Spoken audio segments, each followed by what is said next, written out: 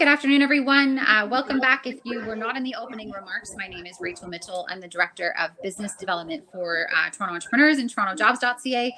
And I have the pleasure of being joined by Ian Menard, who's the Managing Partner for IPMHR Inc. And he's going to talk about growing your business through delivering exceptional customer experiences in a cost-effective manner. And I think right now, that's what's winning, a lot of business is over, is you've got to really have that customer focus. I think it's lacking a lot since the pandemic. I'm noticing anyways with a lot of, businesses that I'm doing business with, whether they had to lay off staff or, things aren't keeping up in their business right now with a lot of the logistics of things. So I'm noticing kind of a little bit of a lack in customer service. I don't know if you feel the same with your clients, Ian, but I'm definitely seeing that out there for sure.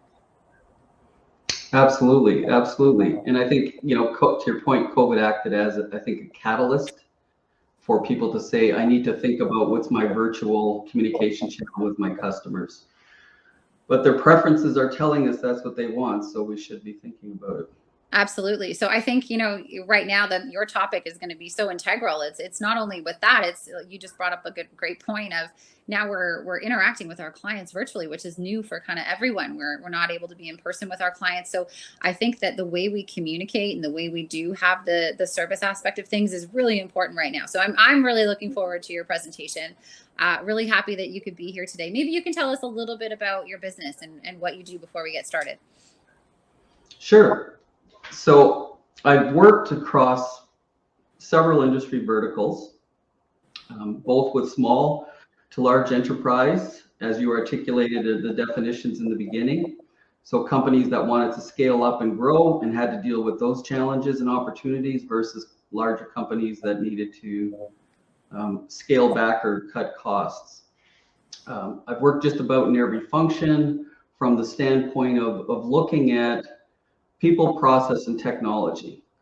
And you might start in one area in terms of talent. You might look at process optimization. You might look at technology. But the reality is all three need to be calibrated and harmonized in order to deliver these great experiences, both for employees and customers. So I've cut across line management roles within companies, in HR operations, and PMOs, and I've also been consulting since 2005. In addition, I do some research, I do some teaching in business marketing research methods. I'm also an advisory for the customer experience program with George Washington University in the US. Wow, that's great. So yeah, my passion is about how do we create great experiences and however customers want to communicate with us, and also, thinking about employees, because employees are also the ones who are interacting with customers. So I'm big on the relationship between employee engagement and customer engagement.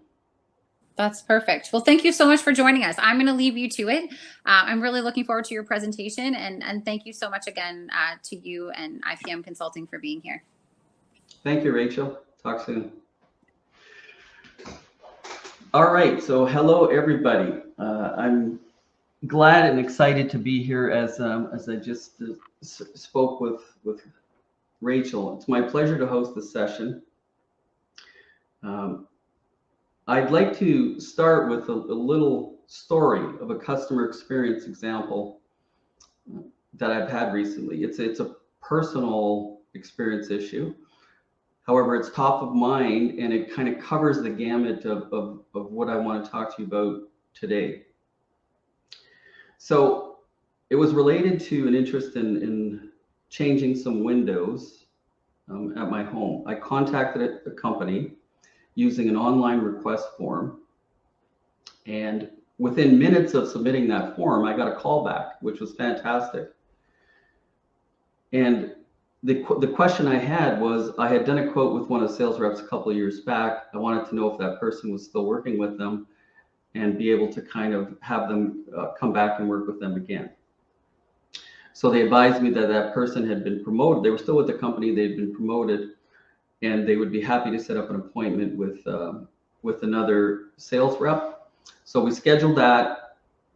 I got some email reminders and even some text reminders. So the communication was fantastic about the appointment, who would be the person coming to see me. And then on the day of the appointment, guess what happens? Nobody shows up. So here's an example. And on top of that, I never received a call back. So clearly they didn't even know that this had occurred. So here's an example where this company had clearly invested in some technology to do some really cool things around how they could communicate and interact with their customer. However, they didn't think through the end-to-end experience and some of the control points that you need to think about to ensure that no customer is left behind. So clearly, they didn't get my business, and even the follow-up with respect to when I did kind of post the feedback, was I got an explanation of what happened, which from a customer viewpoint, to be honest, we're not really interested in what your internal problems are. I devoted 2 hours of my time that could have been used for other client or customer activities. And I lost that time because you made a promise to me that you didn't deliver on. So this is the fundamental aspect about, you can't just think about the technology. You need to think about the people, the process, what are the control points? And these are some of the things, hopefully, you'll get a glimpse of today through the approach that I'm talking about, and how automation can also help with these things from the monitoring and controls. So I'll go to my agenda. So what I want to touch on today is highlight the business growth landscape in Canada and trends. And Rachel did, if you were in the opening comments, Rachel did touch on some of these, which I think are fascinating, from the impact that small business has on the Canadian economy. I'm going to spend a bulk of the time sharing a framework to achieve scalable growth with a focus on customer experience design and intelligent automation as the levers to help you do that. And then summary and benefit to your business.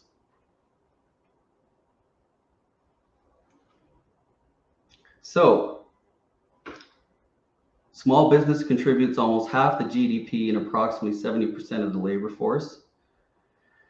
Interestingly, though, 80% of small businesses either remain in the same size category over time, and for the ones that do remain, 90% go on to scale down. So this is really concerning for me, considering it is the backbone of our economy. So the research in me is asking the question why, and wanting to be able to see what we can do to support this vital component of the Canadian economy. And I do believe that the cost of predictability and automation, it continues to decrease and is getting better targeted at the small to medium business community. So I do think these are some things, they're not going to solve everything, but I do think they could potentially help companies scale up and grow in a cost-effective manner.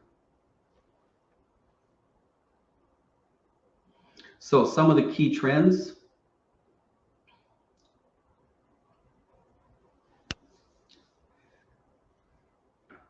I'm going to talk about the three that are bolded in the top because they relate most to my talk today.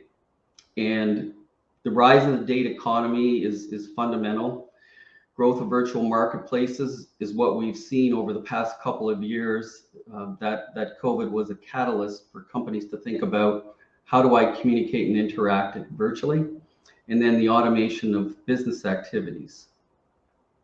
The aging workforce, rise of millennial cultural diversity, important aspects, however, geared more to HR and your people strategy, as well as the dynamics of how the customer base is changing from the marketing side. On the right is some research that was conducted by Watermark Consulting around customer experience leaders and how you can see the financial benefits of those that focus on customer experience and lead in that that there is a financial benefit here.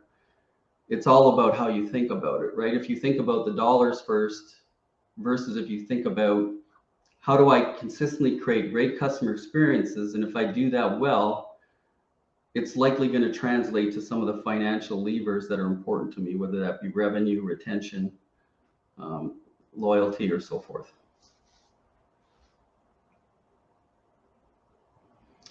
So perhaps we could use the chat function just to keep it simple. In terms of some of the aggregate trends that I've shared and we're seeing, I'm interested in hearing about what do you see as some of the top challenges or priorities in growing your business. So if you have a moment and wouldn't mind just piping it in the chat, then that would be helpful for me to get a sense of how is that marrying up with what the aggregate data is telling us, and potentially how I can shape my conversation for today.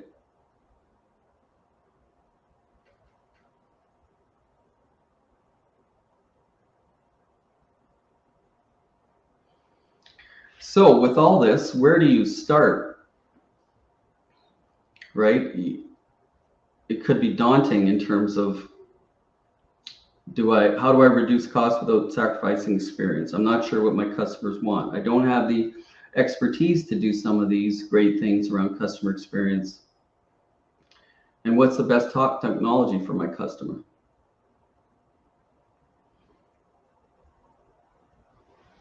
Without a structured plan or clear understanding, it can be a daunting task. So I'm going to share this framework, which I hope will help in terms of thinking about how to approach this in a manner that is structured, planful, and can be repeatable to achieve the intended results. So let's start with the bookends.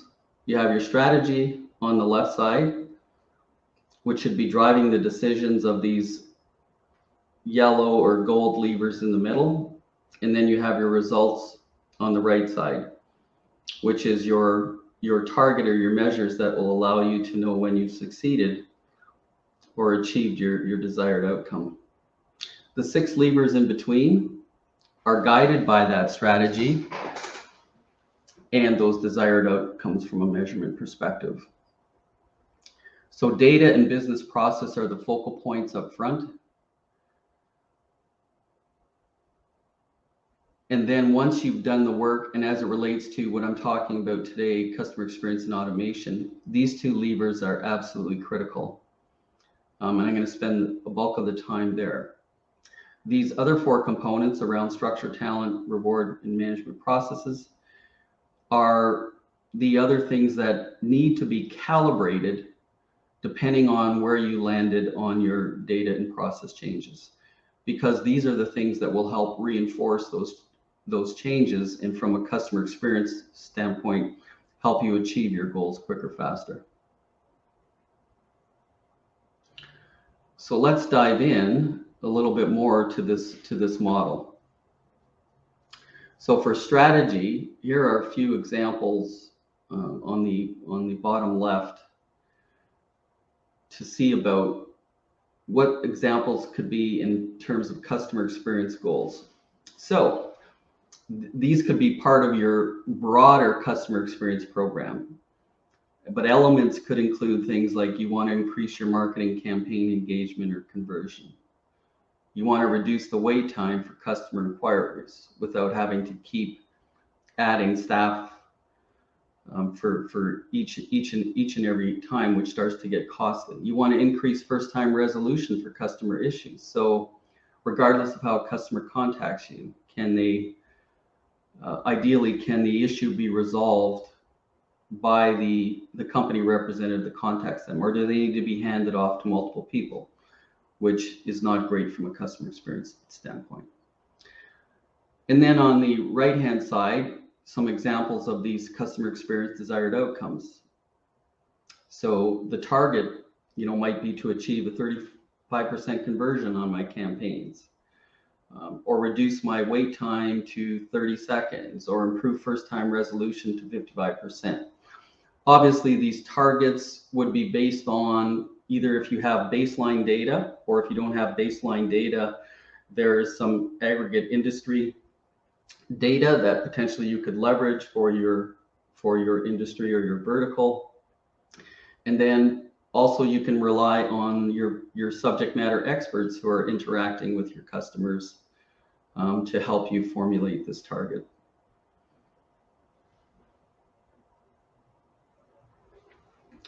So then we move to data. And this is, if there's anything you take away today, some of the points around this slide are to me fundamental with respect to being able to get it right from a customer experience and being able to leverage automation. So many of you may have heard that data is the new oil. So that's one of the slogans out there. In order to create great and consistent customer experience and fully leverage the potential of intelligent automation, data is essential, and the data needs to be structured in a way that automation can leverage it. So ideally being digital or in some structured form that is easily accessible by the automation. And then similarly, if you're pulling that data into reports or intelligence for your employees who are interacting with your customers, it needs to be easily accessible for them to be able to help and assist the customer most effectively. Data will become more important than software. Why? Because the software that's being built today and in the future continues to have automation and AI components built into it. And therefore, it is highly dependent on the data quality to leverage the benefits and the full potential of those things. So data is absolutely essential. And whether you are automating tasks, predicting behavior or trends, monitoring processes, the data quality is instrumental in that. Before even considering automation software or your technology choice, I would strongly encourage you to focus on data management if you haven't already, because you need historical data, especially when it comes to trending, and therefore you're going to need to collect it over a period of time so that you can start to use it appropriately. Related to your data is your business scorecard or measuring tools. So your data can also be used in that fashion in terms of how do you measure your business, how do you monitor your processes in terms of the efficiency and effectiveness of them. And since our focus is on customer experience, do you have the right data on your customers? Do you understand their perceptions of your company, which is the qualitative side of the data? Do you know what they like or how much time they are spending with you, whether it's on your website or in transacting with you, which is getting at the quantitative data. And then it's the analysis and the relationship between this qualitative and quantitative data that will truly provide the insights that allow you to make informed decisions about how to improve and where to spend money to further drive that experience and financial outcomes that you're looking for.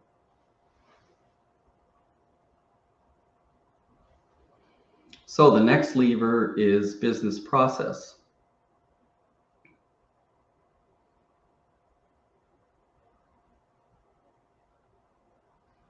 So once we have a handle on our data management, we can start to look at the business processes. And here again, I'm focusing on it from a CX lens or a customer experience lens. So I use the term CX as the acronym for customer experience. You want to look at your customer life cycle.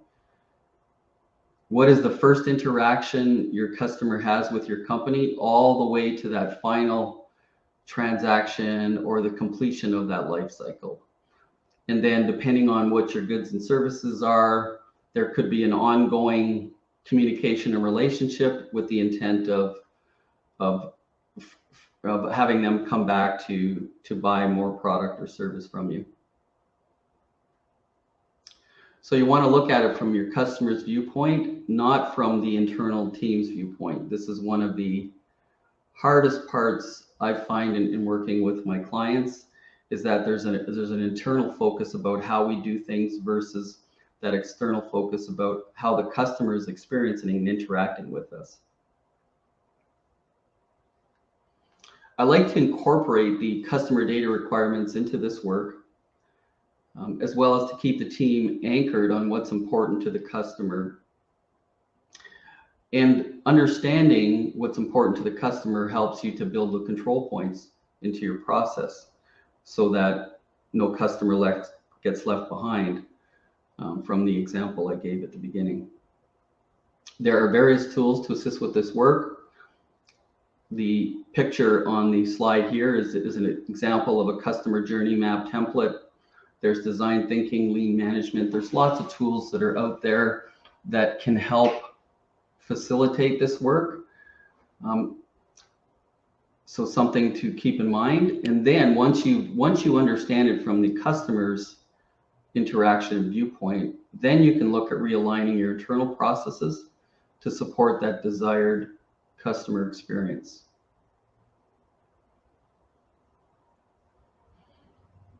So at this point, you're mapping out and, let's say, looking at optimizing or changing your business processes. This is where you can start to identify some of the automation opportunities.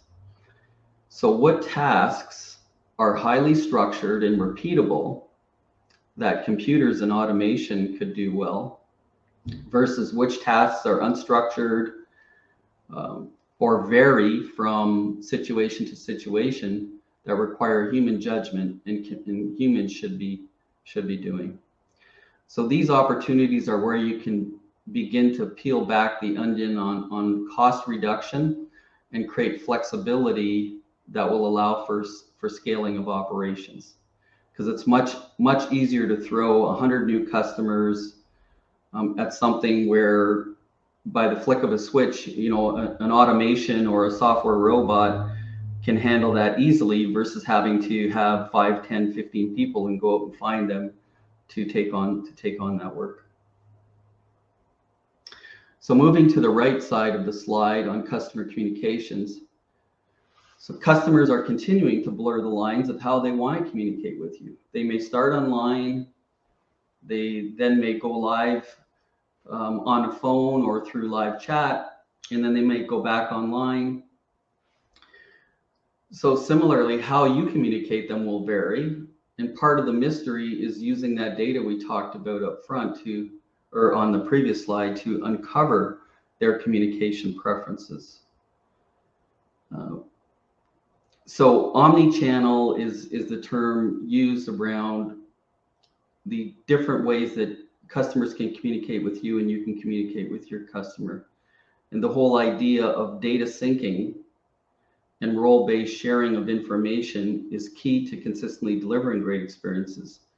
Because if you started online and then you call in and I'm the service rep talking to you, and I don't have in front of me the information that you already provided, I'm likely going to ask you the same questions over again. I'm going to frustrate you.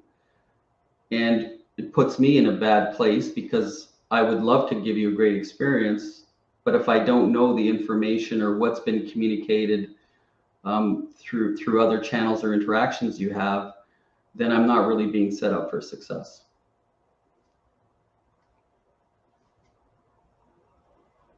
So regardless of individual preferences, customers will engage by various channels.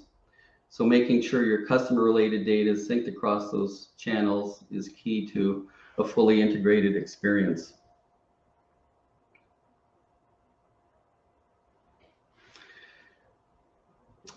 So the quote on the bottom really magnifies the point of why you need to look at automation in your when you're looking at your business processes. Because I have seen a number of cases where automation was applied to an existing task or process. However, that process was broken, the data wasn't clean, structured, and therefore there was a lot of rework downstream to get the full benefits of it. So automation applied to an inefficient operation will magnify that inefficiency, whereas if you apply automation to efficient operation, it will magnify the efficiency. So true and absolutely essential as to why the relationship between business process work and automation.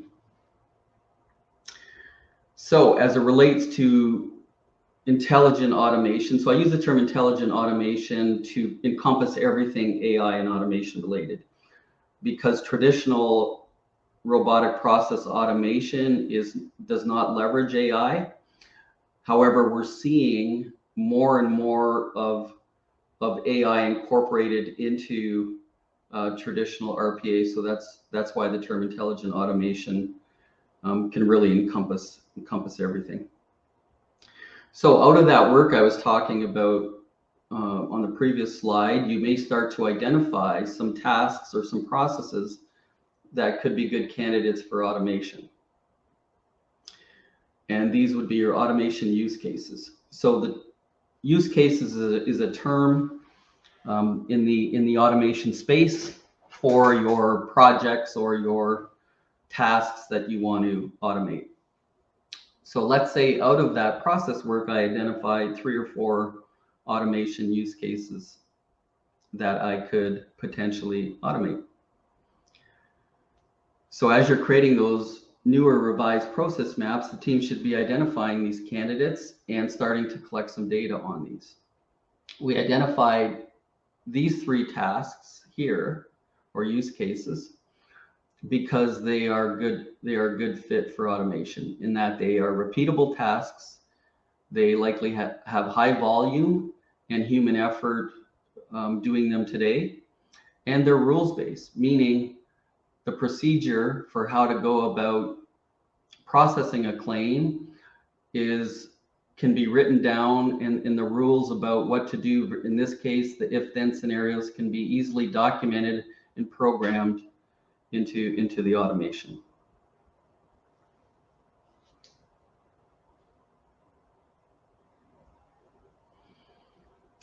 So how do you categorize use cases for automation? Well, another way to help understand what types of automation can be applied to what processes, this 2x2 hopefully helps explain it. So the vertical axis on the left talks about the process variation. So are the steps highly repeatable or not?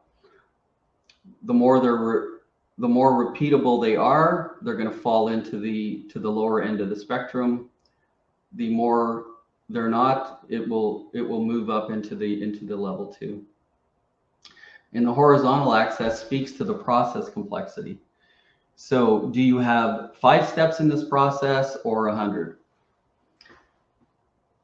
And decision rules, are they easily documented and transcribable, or is there judgment and variability in those?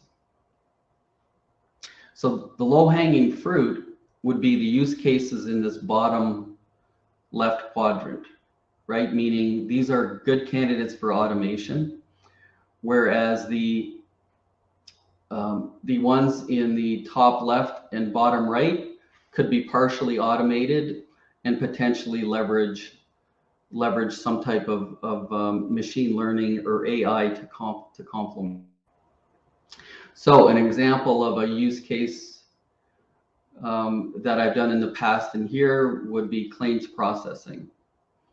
In implementing cognitive automation, there was a project around document understanding and indexing as it related to customer expense, as it related to supplier invoices and so forth. So all these invoices coming in, how to read and code them and redirect them to the appropriate spot, leverage some machine learning to read and understand the document, and then some automation to move it to the right queue in the next step in the process.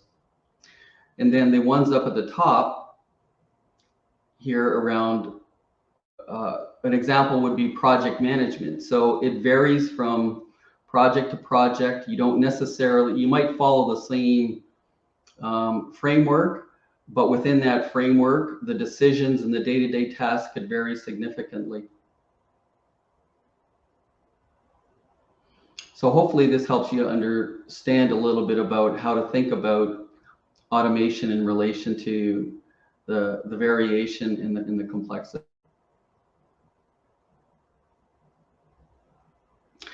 So now I'm going to touch on the, oh, I'm almost out of time here. I think I'm running out of time. So structure, the other 4 components here are related to how you can modify them for your customer experience. So structure, you want to focus on cooperation, collaboration, cross-functional teams. That's the secret sauce for addressing great operational experience or customer experiences, moving from the horizontal or the cross-functional and less in the vertical. As it relates to talent, the capability of employees to carry out the strategy. You want to hire to your strategic intent and to your CX capabilities ideally, and then develop to your business specific processes and procedures. So CX competencies to me are things like active listening, customer service orientation, teamwork, critical thinking. They are things that are very hard to develop, so hire for those things. It's easy to train on procedures as long as people have the basic cognitive functioning.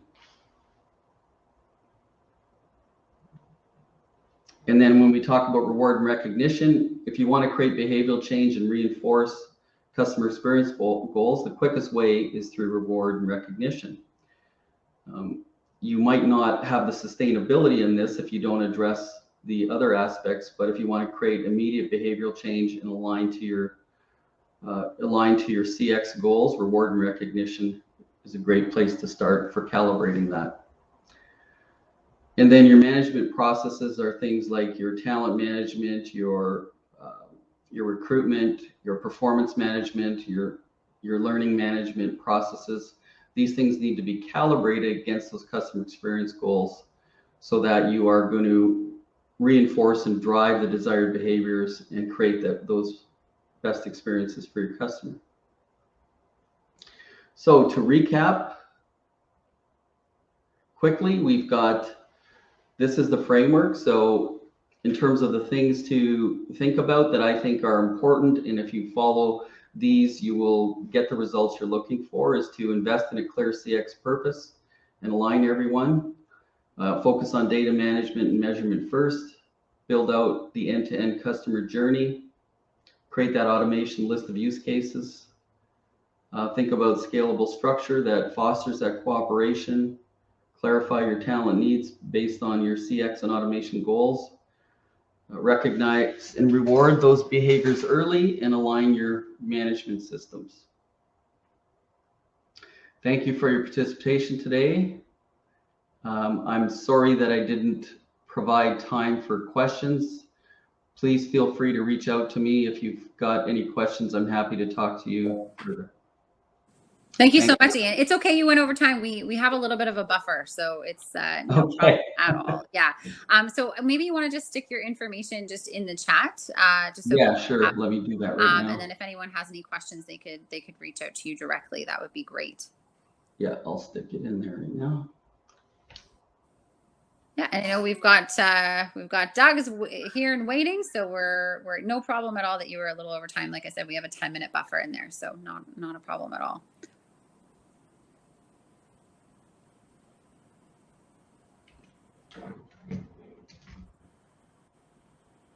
Yes, if anyone has any questions, you can reach out to Ian directly. But thank you so much, Ian, for being here and for presenting that amazing content. It's I wish I had some questions, but maybe I'll email you directly as well.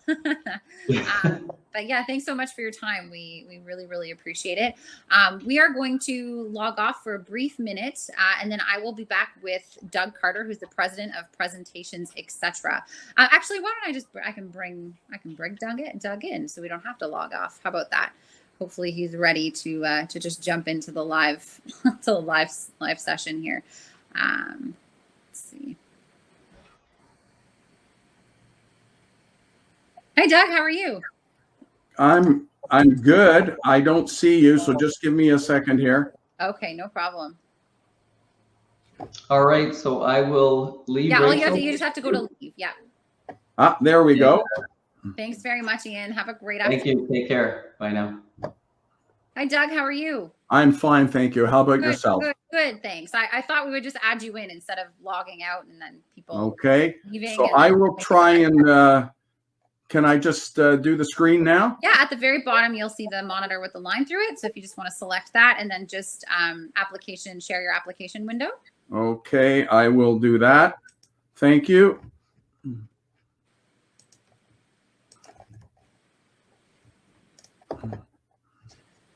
I'm going to do your intro while you're doing that, just so that Perfect. we don't run out of time. So I'm joined by Doug Carter. Thanks everyone for your patience. We went a little over time, but Doug has a little extra time too, so we will still get his full presentation in.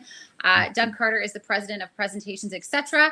He is going to talk about present like a leader. I know in my opening remarks I said this is probably one of the most important things right now. I'm sure you're going to talk about how to do that digitally and how to do it in person, but doing it virtually is a lot different of an experience, as I've come to learn. And I need some coaching. So, I'm looking forward to your presentation. Becoming a better speaker is an investment in you and your company's future. Doug Carter is an experienced consultant, coach, and conference speaker who has delivered presentation and sales presentation skills workshops in Canada, the United States, and Europe. Resulting from his background in business, theater, and as a university educator, he will provide you with a simple, unique, and practical presentation perspective. You will significantly improve your ability to craft and deliver your messages in a more engaging, persuasive, and professional manner. In informative, practical, and enjoyable sessions, Doug will coach, train, and guide you so that you immediately and permanently learn to present with more confidence, competence, and impact. So really appreciate you being here, Doug. Are you having a trouble with the screen share? Yes, I am. I'm just trying to find the window now, and it's not quite working. So just bear with me for a second. If I do this, can you see my screen now? Yes. Hang on one second. I think that's my screen, though. What did I just do? Oh, no. Can you see my screen? No. Can you try one more time? Sure, I will. Okay, entire window. You want to do application window so that you're only sharing your presentation. Okay. Okay. So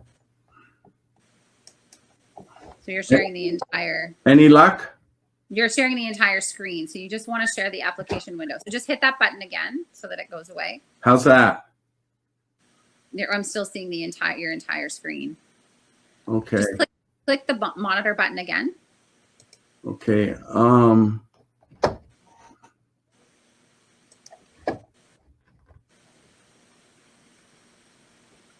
I'm sorry. I don't not exactly. Okay. Just click the monitor with the line through it. Click that one more time, and it should go away. Like the screen share should stop. Well, there it is. Okay, so click it again and just share your application window, not the entire window. Aha. But I can't seem to find. It should give you an my option. Window. Select where your presentation is. It's not working, I'm afraid. Because hide. If anyone, I just want to mention, if anyone has any questions as we go along while we're getting set up, you can put those in the section, the stage chat there. Yeah, you're sharing the entire. I don't know. I can click on you. Pardon? I can see you now. Okay, share system audio. Window. Should say just share window and then just click on the screen where your presentation is. It is not visible. The contents of my screen are not visible. Uh-oh. I don't know. We've never had this before. Like normally when you just select it, it'll let you just choose a certain screen. Okay. Can you share your screen and just make it wider so that we can see your? No. Can you put up your presentation? Just put it on your presentation. Well, I've got my presentation here. Yeah, I'm just seeing your hop-in screen. You're just seeing my hop-in screen, and you're not seeing anything else, huh? No, I'm seeing you're on like the actual platform screen. So I'm going to leave here for a second. Okay. Sorry, everyone. We will be up and running momentarily. We hope everyone's having a great time. If you're here, let us know you're here. Say hello. I'm going to let Doug back in. Yeah, so when you click on that, it should say application window, and you should be able to just share the window of where your presentation is. I don't. Okay, there we go. Window. And I'm afraid it's not working. Can you do it without the slides, or it's not? I think I'll have to. Yeah. Sorry about that. If you want to try to send them to me. Let me just try again here. Okay. Yeah, there's obviously something going on with my computer because I'm clicking on it. And I'm going to window, and I'm clicking on window, but all you can see is my entire screen, and my PowerPoint isn't showing. It's bizarre. It did the last time that we checked it, but it's not working right now, unfortunately, and I can't figure out why. If you want it, I don't know if you're going to be able to email it to me at this point. No, I don't think so. Yeah. Can you do it without the slides? Is that okay? Not really. Unfortunately, not really. Not really.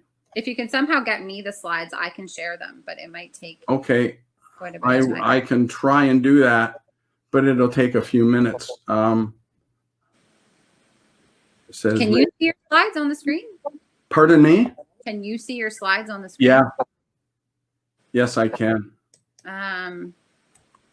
Okay, so there. I would maybe try to do it without and try to get it to me, and I can try to make it work on my end somehow. Okay, I will try and do that.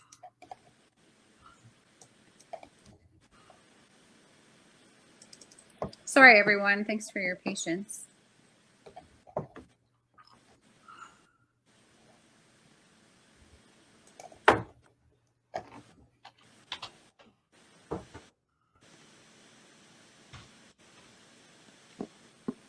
Yeah, that's the only really troubleshooting. Like, there's not really much else. No. I don't know what else. Are you on a Chrome browser? Yeah. Unfortunately, I can't send it to you because the file is too large. Okay, maybe you could try just going through some content without it, and then. Okay, I will do that. Okay, all right. If you need me, I'll be here. So. Okay. I'm gonna leave you to your presentation though. So if you need me, I'll be here. So I guess the original question that I'd like to ask everybody is actually, you know what? Let me just try this one more time, because with the images and the quotes that I have, I don't think this will work quite, Rachel. So maybe we'll just have to put this on hold for another day, because for some reason the application windows are not working.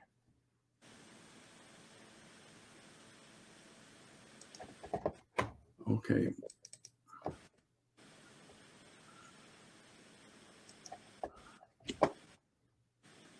I guess all you can see now is my window. Yeah, right? but can you pull up your presentation right now? Like just so I can try to do that. And I will pull it up now. You know what I'll do is this. Instead of doing application window,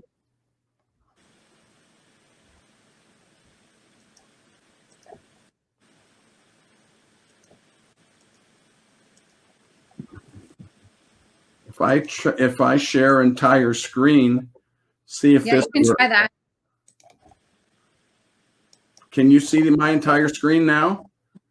Not yet, no. Okay, you should see the heading of the session, and you don't. I'm not seeing anything. No.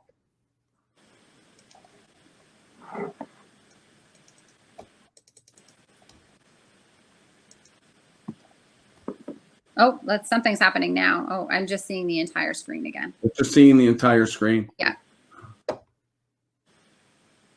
I'm kind of stuck here, Rachel. Yeah, unless you can do it without the PowerPoint. I don't know what else. Well, I guess. Okay.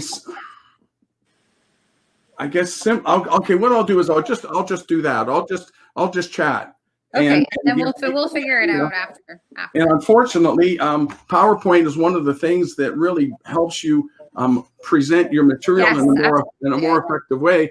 And I think too, there's a bit of a lesson to be learned right here as about the importance of, I hadn't worked with Hopin before, and to try and actually rehearse it and make sure that things are working before you do a presentation. That's kind of important and kind of huge. Because great presentations do give smart ideas and an advantage. And I think that what I wanted to do was I wanted to ask people, what was the purpose of them deciding to attend? What did they want to get out of the session? And if they could, on the right-hand side on the chat, perhaps they could write out what exactly they wanted to get out of this session. What was, what did they want to get out of it? What is their biggest challenge when they're presenting? And maybe they could just put a couple of questions right there, because there is a great book written by Daniel Pink, and he said that everybody is in sales, and the title of the book is "To Sell is Human." And he says that in the book there are basically there's two kinds of sales. There's the sales that we kind of think of normally. You're selling a product or you're selling a service. For example, you're selling a product, you go into Best Buy and they're going to be selling you a computer, or you go to FedEx and they're going to be trying to sell you, the service that they offer, moving a package from one place to the next. But there's another kind of sales, and he refers to it as non-sales selling. And that's the kind of selling that 40% that is spent 40% of your time is doing that. I'll give you a couple of examples. COVID right now is all about selling.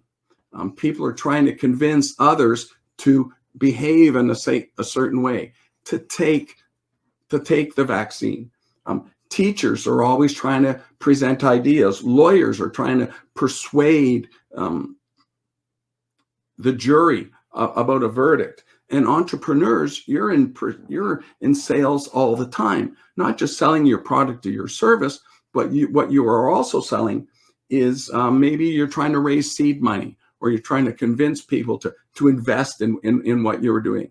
And that's non-sales selling. So things like persuading, motivating, encouraging, inspiring, that's a kind of sales too. And I'm going to try and give you some ideas today without PowerPoint on how to do just that. And at the very end, if you're interested, I'll offer a little bit of a special to each of you.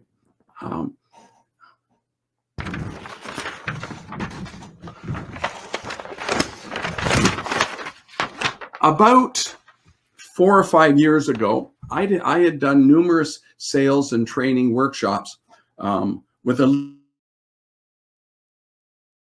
leasing company. They got their leadership team, the team that I had done work with, called me to help them announce the amalgamation in a town hall presentation. The executives, when they first talked to me, they wanted to talk about how the amalgamation had happened. And I told them that their team, the people in it, just cared about one thing, and that was what it meant to them. I suggested that they start out the presentation, the town hall, by telling them not about the process that had happened, but they had to deal with the elephant in the room. The people in the town hall, their team, were interested in one thing, what it meant to them. You have to deal with that first, because people won't hear you unless they know what impact it is going to have on them. Then I said you could talk about the amalgamation afterwards. The people on their team all have the same question on their mind. What does it mean to me? And Steve Jobs said that in every presentation you do, people have got one question on their minds. And that question on their minds is, why should I care? When you're delivering a presentation, you have to look at it from their point of view. There's two key words that you have to use more than any other words when you're delivering a presentation. And those two words are you and your. What you need to do is to explain to people, this is what it means to you. The significance of this for you is, I'm telling you this because if you don't make it relevant to the people that are in your audience, then they just won't listen. And that's one of the biggest mistakes that people make when they're delivering a presentation, is they make it too much about themselves. And what you need to do is make it about them. There's two words that come to mind, or two concepts that come to mind. When you're delivering a presentation, should you try and put yourself and be empathetic to your audience? Or should you put yourself in their shoes? Do you want to be empathetic or put yourself in their shoes? When I was first asked that question, I thought empathetic was the right answer. But research, has shown that what you should do is put yourself in their shoes. And executives that do that are much more successful in creating thriving businesses. Put yourself in their shoes. That is a big mistake that people make. And I just wanted to go back just for a step right here. What I would like you to do in this session is to leave with at least one thing that you can actually practically use the next time you have to deliver a presentation. Please come up with one idea, some practical idea, strategy that you can actually use the next time you have to deliver a presentation. The second mistake that people make is they don't have a clear, concise objective. And what do I mean by objective? I mean is, what do you want your audience to do at the end of the presentation? All too often, people walk out of a presentation or a speech and they go, well, what am I supposed to do now? They walk out and they're confused. And you need to make it very clear as to what you want your audience to do. So I will ask you just to take a moment right now. Hopefully you have a pen and paper, and I'll give you a second to write this question down. Before you deliver any presentation, you should fill out the following phrase. And the phrase is this: at the end of this presentation, I want my audience to ... At the end of this presentation, I want my audience to ... And when that dot, and then what I'd like you to do is to think of an upcoming presentation that you've got and fill that out. What do you want your audience to do? What action do you want them to take at the end of the presentation? I'll pause for a minute and allow you to do that.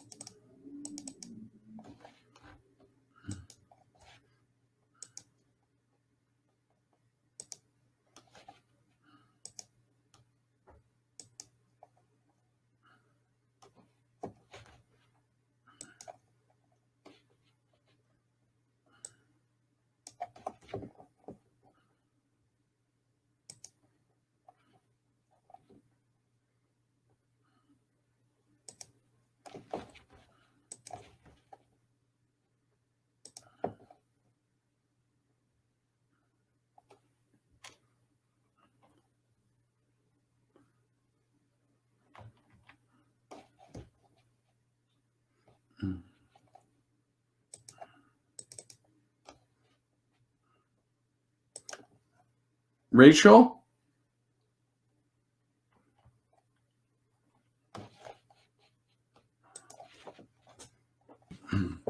Hi, Doug. Hi, can you see it now? I could see it, and then now it's black, but I could see your Okay. presentation. Is it, can you see it Yeah, now? I can see it now. I can see it now. There we go. Yeah, Okay, good. I can't see the chat, but you can see my screen I now. can see your screen. That's great. I have no idea what happened. All right, perfect. Let's roll with it. Don't touch anything.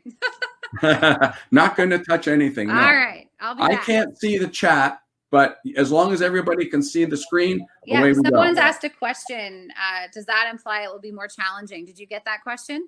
Oh no, what was I didn't get it, but what was the question again, please? Does that imply it will be more challenging for minorities to empathize with the crowd? Any idea how to overcome that difficulty? That's an excellent question, and the answer is no. Empathy isn't the key. What you want to do is put yourself in their shoes. So it's not an empathy. It's look at the things from their perspective. So you don't need to feel empathetic. You just got to see, what do they care about? When you're doing a presentation, you have to look at it from their point of view. What does it mean to them? So no, it doesn't mean you have to be empathetic, and it doesn't make it harder. Creating an objective is a challenge for sure. Creating an objective is a challenge. But do you have to be empathetic? The answer is no.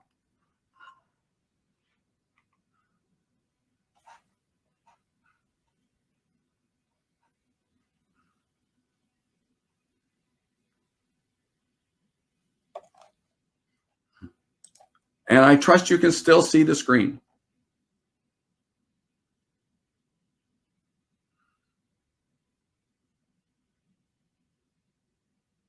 Rachel, the screen's still there? The screen is still there. Yeah, you can keep going. Doug? You can still see the screen? The screen is still there. Yeah, you can keep Beautiful. going. I just had a flicker there, and I was a little bit still there. concerned. I will come back on if it's not there. Okay, good. Thank you. No problem. And now I'm going to state the obvious. Once again, apologies to all of you, and thank you for hanging in, but apologies to all of you for the technical glitch that we had. I have no idea why that happened.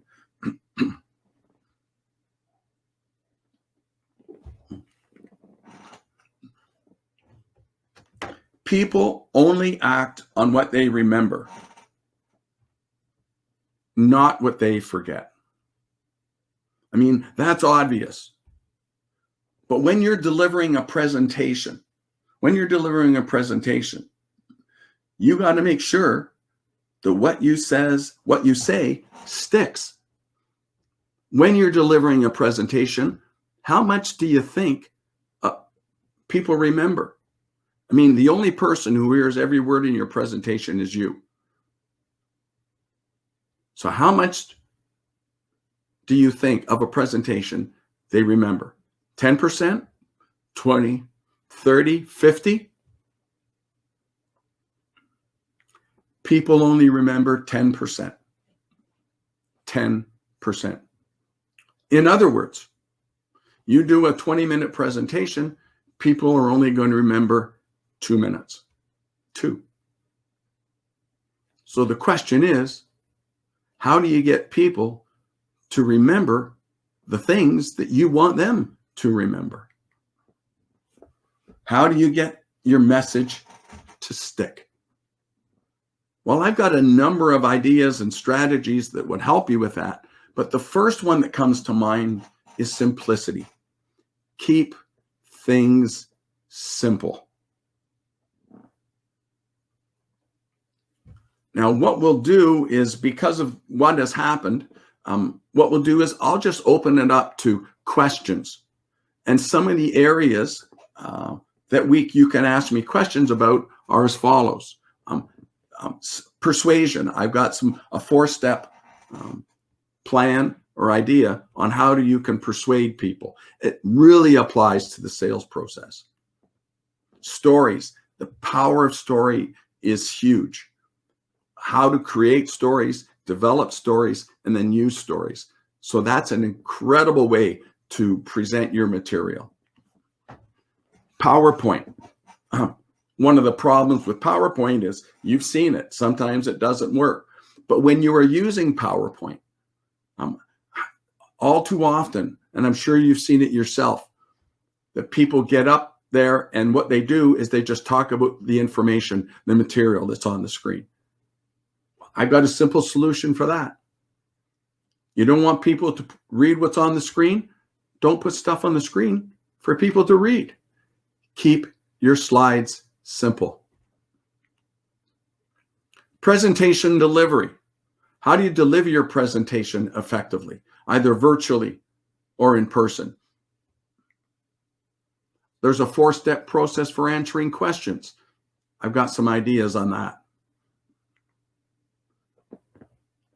Everybody, before they deliver a presentation, is nervous. And once I was asked, what is the most important thing to delivering a powerful and effective presentation? And I said, being nervous. Shows you care. So it's a matter of channeling that energy into rehearsal and preparation. And you'll see ribs. When you're delivering a virtual presentation, I've got an acronym, RIBS, that I think you'll find useful when you're delivering a virtual presentation.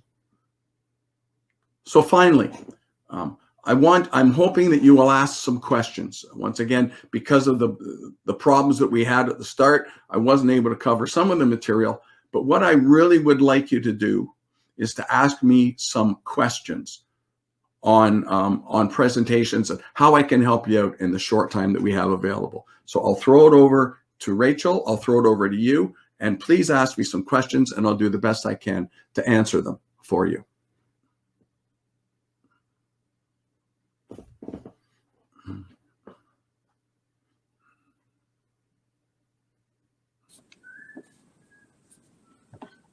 All right, Doug, that was great. So we have a comment, more so that maybe you can comment. Fine. Someone is mentioning people remember how you make them feel. Yes. That's an excellent point.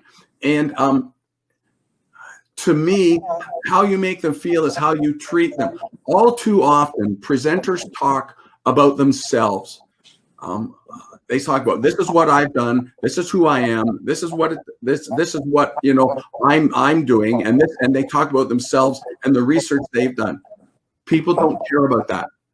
What people care about is how will that information affect them. And if you use the words you and your in the presentation, that will make people feel better. I mean, the best thing you can do when you network is to ask somebody about themselves. Because people's favorite topic is themselves. So if you make a presentation about them, you will, they will remember how you made them feel. You talk about them, not about you. Right. No. Absolutely. So another question, what would be if you had to choose 3 key things that you should include in your next presentation, what would those be? Okay. I'll go to the next slide and I'll answer that question. All right. Leadership, as the quote says, is about one life influencing another.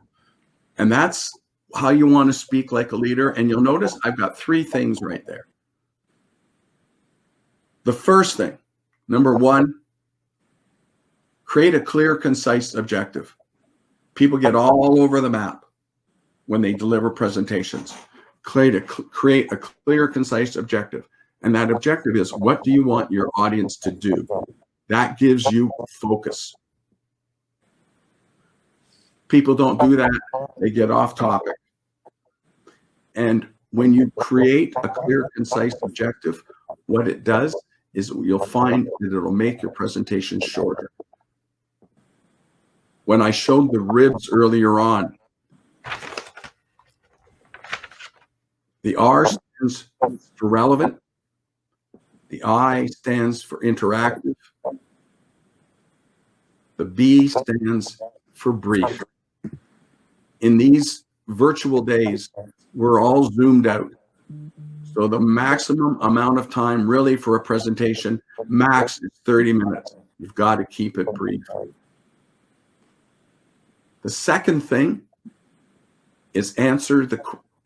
Steve Jobs said that in every presentation you do, as I mentioned earlier on, people are asking, why should I care?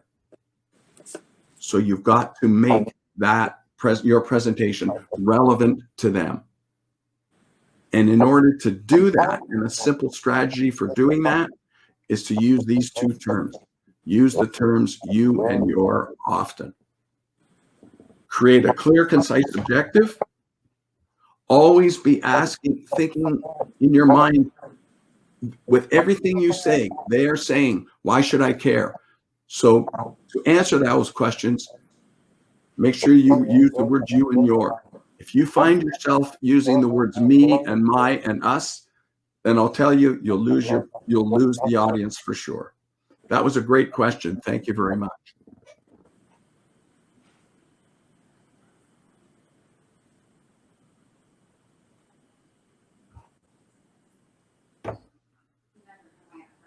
Anything else?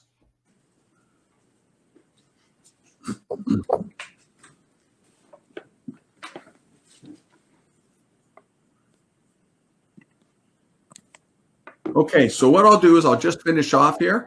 Okay, Rachel? Yeah, that'd be great. Okay.